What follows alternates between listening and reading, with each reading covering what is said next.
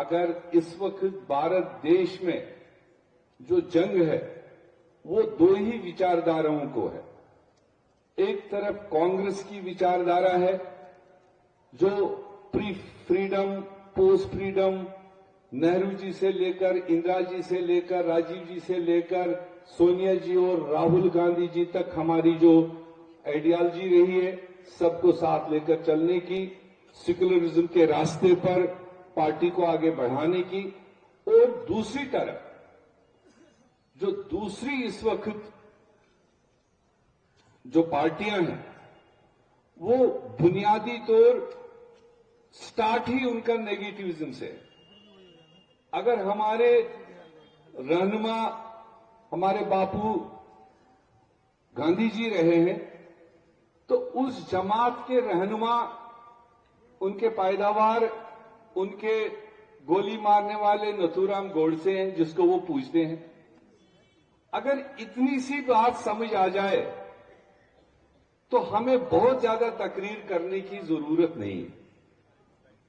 कहां गांधी और गांधीइज्म को आगे चलाने वाली पार्टी और कहां नथुराम गोडसे को अपना आका मानने वाली, तो उनकी सोच ही वही होगी। हमें क्यों इस बात का गिला होता है कि वो सोसाइटी को तोड़ रहे हैं, वो सोसाइटी को बांट रहे हैं, वो मतलब कई किस्म की इसमें तोड़फोड़ कर रहे हैं। वो तो उनकी नीति, उनकी पैदाइश वहीं से हुई है। तो इसलिए इस जंग को लड़ने के लिए एक ही पार्टी देश में है, वो है इंडियन नेशनल कांग्रेस। जब हम अंग्रेजों को भगा सकते हैं, अंग्रेजों से आजादी दिलवा सकते हैं, तो ये भगोड़ों को भगाना कोई बड़ी बात नहीं है। सिर्फ जरूरत क्या है, मुझे अच्छी बात लगी जुगल किशोर जी ने अपने भाषण में कहा, मैं नासिर साहब को बताना चाहूंगा, अभी उनकी ये शुरुआती सभा है, आने वाले 2-3 महीने में कम से कम 50 सभाएं जम्मू कश्मीर में, हर कॉर्नर में, हर एरिया में, पहाड़ों में, प्लेनों में जाएंगे, देखेंगे। और जो बात मैं कहना चाहता हूं, जो बात उनको करा साहब आगे बताएंगे, और वो नासिर साहब अगले 2 महीने के अंदर खुद भी देखेंगे। इन्होंने पूरे देश को देखा है। कर्नाटका कांग्रेस की मां है आज के दिन पर, उसको बहरक आंखों से देख रहे हैं। बाकी प्रदेशों में, तेलंगाना में, महाराष्ट्र में, राजस्थान में, मध्य प्रदेश में, और कल ही बिहार देख के आए। सब जगह इनमें देखा है। मगर मैं नासिर साहब और आपके टीम को मैं दावे के साथ कह सकता हूं कि जितना काडर, जितना वफादार, जितना आइडियोलॉजिकली स्ट्रांग कांग्रेस टीम जमीन से लेकर स्टेज तक, जितना मजबूत टीम जम्मू कश्मीर में अभी भी है, इतना किसी प्रदेश में नहीं। मैं भी देख के आया हूं कई स्टेटों को। कैजुअल, सीजनल बहुत निकल के आते हैं और सीजन निपट गया फिर दिखाई नहीं देते हैं। यहां जो आपके पीछे 70 आदमी बैठे हैं, ये भी अपने आप को सफरर्स के बीच में, सुख दुख के बीच में, कितने भी तूफान आए, कितने भी गड़गड़ाहट आई, और उन गड़गड़ाहट के सामने ये झुके नहीं। इन्होंने अपनी आइडियोलॉजी छोड़ी नहीं और कांग्रेस का दामन और राहुल गांधी जी का दामन पकड़ के आज तक बैठे हैं। चाहे कुछ मिले चाहे न मिले, मगर ये कांग्रेस के साथ जुटे। उसी तरह से इनसे ज्यादा, ये तो आप अभी 1.5 डिस्ट्रिक्ट का सम्मेलन सामने देख रहे हैं। 20 जिले हैं। जब आप 20 जिलों का दौरा पूरा करेंगे और ऑल नुक एंड कॉर्नर से कांग्रेस के सिपा सालारों को मिलेंगे, उनके चेहरों पर आपको शिकन नहीं मिलेगी। वो कितने चीजों से मुकाबला करके कांग्रेस में खड़े हैं।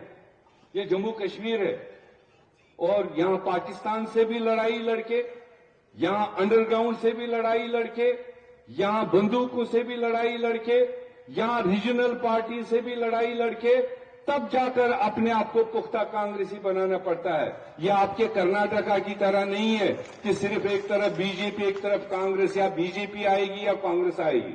वहां तो यह है। मगर यहां मल्टीपल कंसर्न से लड़ते लड़ते और जान को हथेली पर लेकर ही कांग्रेस को खड़ा करना पड़ता है।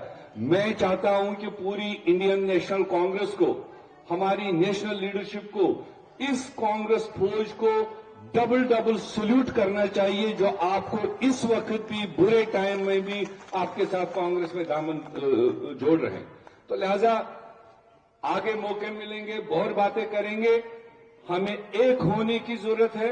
जैसे किसी साथी ने कहा, एक होकर अगर आज भी कांग्रेस इकट्ठे जम्मू कश्मीर में सब चेहरे साथ लेकर, हर एक का अपना अपना वैल्यू है, किसी का कम है, किसी का ज्यादा है, मगर हर एक का वैल्यू है, सबको साथ लेकर चले तो एक समंदर आपको जम्मू कश्मीर में दिखाई देगा। और मेरा मानना यह है कि जिस दिन हम जम्मू कश्मीर वाले कांग्रेस को मजबूत करने की ठान ले, बहुत हो गया बीजेपी। जम्मू वासियों ने पिछले 15 साल से कौन सा चुनाव ऐसा नहीं है जिसको बीजेपी को वोट नहीं किया। चाहे पंच मेंबरी का चुनाव हुआ तो बीजेपी, सरपंच का वोट हुआ तो बीजेपी, एमएलए का चुनाव हुआ तो बीजेपी, एमपी का चुनाव हुआ तो बीजेपी, डीडीसी का चुनाव हुआ तो बीजेपी। आखिरकार 15 साल से आपने सारे कोरम बीजेपी को दिए, मिला क्या? मैं अपने जम्मू रीजन के अपने दोस्तों से कहना चाहता हूं, मिला क्या? एक डोगरा रियासत थी, एक महाराजा की बनाई हुई रियासत थी, तिनका उन्होंने इसको बनाया था। और इसी एक महाराजा नाम से पूरे हिंदुस्तान नहीं, पूरे दुनिया में नाम होता था जम्मू कश्मीर का। और आपके वोट का, आपके 5 सरपंच, डीडीसी, बीडीसी बनाकर, एमएलए, एमपी बनाकर आपको बहुत बड़ा तोहफा मिला कि वो महाराजा की स्टेट को तोड़ फोड़ किया, उसको डिवाइड किया, उसको डाउनग्रेड किया, उसका रियासत का भी दर्जा छीन लिया। यह आपको तोहफा मिला। जिस घर के आज कल तक आप मालिक हुआ करते थे, आज उस घर में आप किराएदार हो। ये मत सोचना, कई बार बीजेपी वाले आपको ऐसे रास्ते पर ले जाते हैं कि ये तो स्टेट कश्मीर वालों के लिए थी, 370 भी कश्मीर वालों के लिए थी, और अगर गया तो कश्मीर वालों को गया, पट्टीटाप के उधर वालों को गया। मगर अब जब 5 साल में उसका खैमियाजा देख रहे हैं, हमारा कठुआ का भाई, सांबा का भाई, जम्मू, उधमपुर, रियासी का भाई सबसे ज्यादा शिकार हो रहा है स्टेट न होने का और 370 न होने का। आपकी एक नौकरी तो चलो छोड़ दो, पहले कहते थे, कुछ अनासिर कहते थे नौकरी निकलती है मेरिट में, इसमें कश्मीर के बच्चे खा रहे हैं। मगर अब आपकी नौकरी 4th क्लास भी नेशन वाइड चली गई, अब कश्मीर वाला भी रह गया। अब आपकी नौकरी जो खा रहा है वो राजस्थान, मध्य प्रदेश, छत्तीसगढ़, बिहार, यूपी से आकर के आदमी खा रहा है। आपके जो एसेट्स थे, आपकी जो माइनिंग थी, आपकी जो रेता बाजरी थी, ये तो हमारी अपनी थी।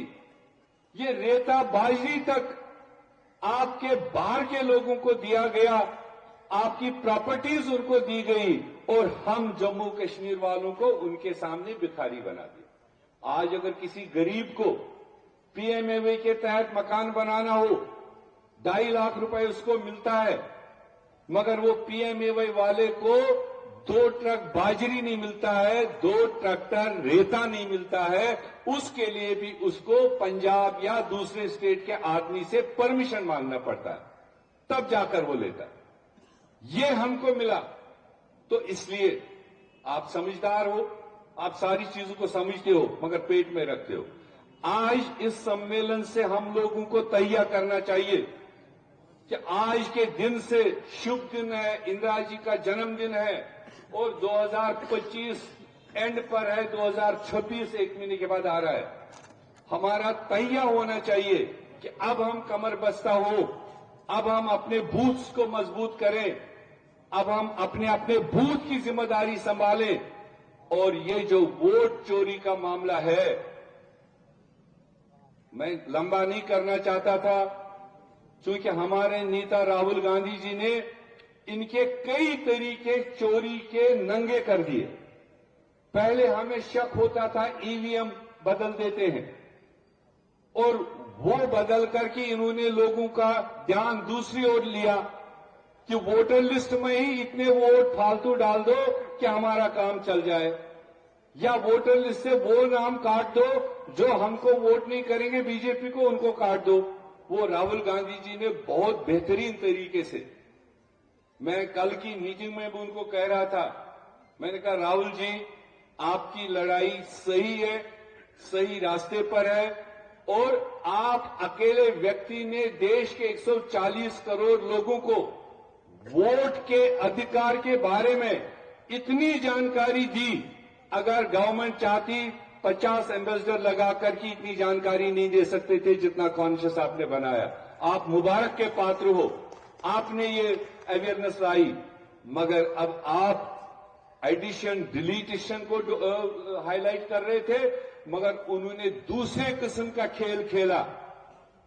जो अभी आना है, जो मामला उठना है, बड़े पैमाने पर उठेगा, लाखों की तादाद में लोग सड़कों पर निकलेंगे और ये सवाल उठाएंगे कि आखिरकार मॉडल कोड ऑफ कंडक्ट लगने के बाद एक सरकार कैसे उस तरह की स्कीम अनाउंस करे और उसको डिलीवर करे चुनाव के दरमियान, जो सीधे कैश फॉर वोट, यहां अगर किसी आदमी को 500 रुपए किसी को देते हुए पकड़ा जाता है तो उसकी असेंबली का चुनाव रद्द होता है या पार्लियामेंट का चुनाव रद्द होता है।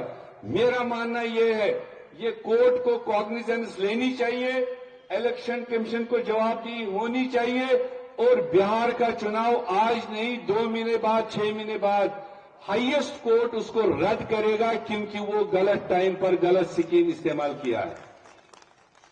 तीसरी और आखिरी बात मैंने इतनी कहनी है कि अगर पूरे हिंदुस्तान में, अगर आने वाले पार्लियामेंट्री इलेक्शन में हमने देश में बदलाव लाना है, हमने देश में बदलाव देखना है, हमने देश में राहुल गांधी जी को देश का वजीर आजम देखना है, मैं पहले चाहूंगा कितने लोग आप में से ये चाहते हो जो 2029 में राहुल गांधी को देश का होनहार वजीर आजम देखना चाहते हैं? ये दिल से कह रहे हो ना? ये दिल से कह रहे हो? हाँ बोलो। तो अगर ये बात हकीकत है तो फिर आज से दिल्ली का तख्त, दिल्ली की वजीर आजमी की चाबी अगर कहीं है, वो जम्मू कश्मीर के लोगों के हाथ में है। जिस दिन आप चाहोगे कि हम जम्मू कश्मीर में राहुल गांधी जी की नीति को, कांग्रेस की नीति को मजबूत करेंगे, उनको आने वाला प्रधानमंत्री देखेंगे, तो हमें यहां जम्मू कश्मीर में कांग्रेस को मजबूत करना पड़ेगा। ओहदों की कोई कमी नहीं, जगहों की कोई कमी नहीं है, जो जिसके काबिल हो उसको दिया जाएगा। उसके लिए हमारे पास काबिल लीडरशिप है।